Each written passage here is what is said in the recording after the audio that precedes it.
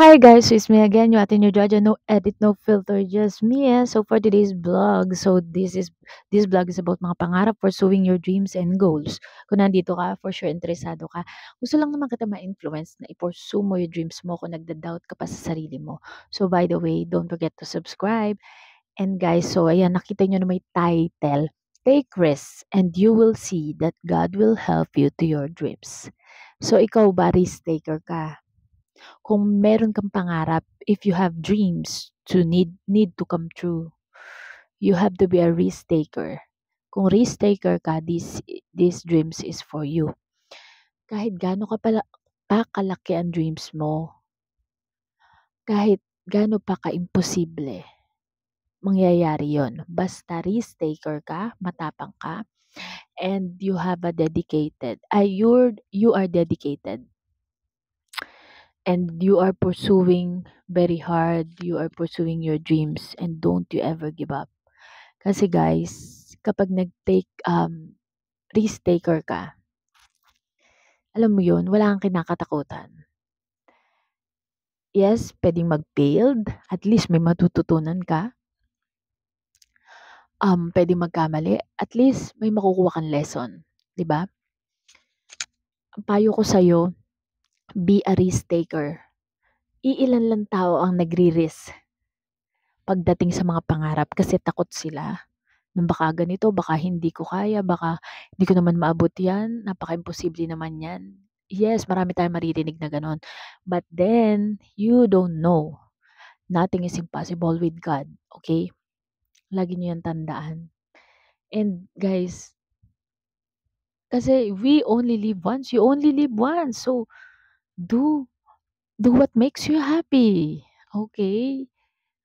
Habang nandito ka sa mundo na to, gawin mo yung sa tingin mong best para sa'yo. Hindi ka na nga pinanganak na mayaman, so do whatever you want. Kung gusto mong maging mayaman or may pangarap ka, gawin mo. Walang imposible. Basta meron kang deep connection. Mag-pray ka lang, tutulungan ka niya.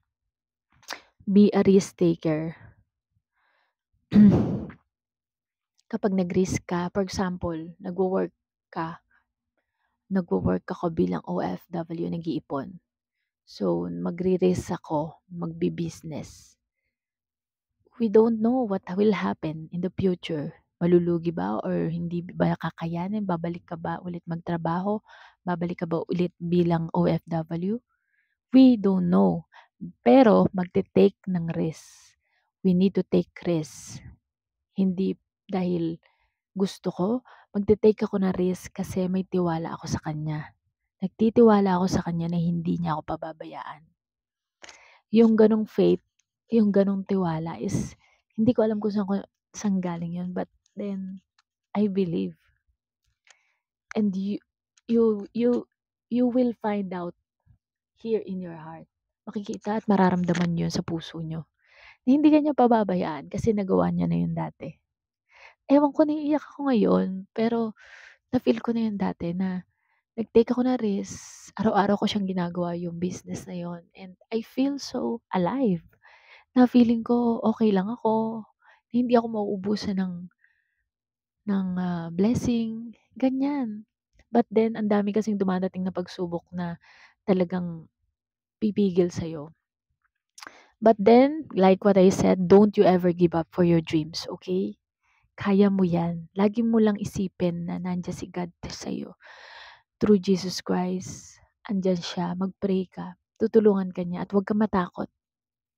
Lahat ng imposible, kaya niyang gawing posible. Okay? Comment down below if nakarelate ka and nararanasan mo yan. Comment down below. Bye! See you in my next vlog. Don't forget to like, share, and subscribe to my channel and click the notification bell for more upcoming videos. Bye!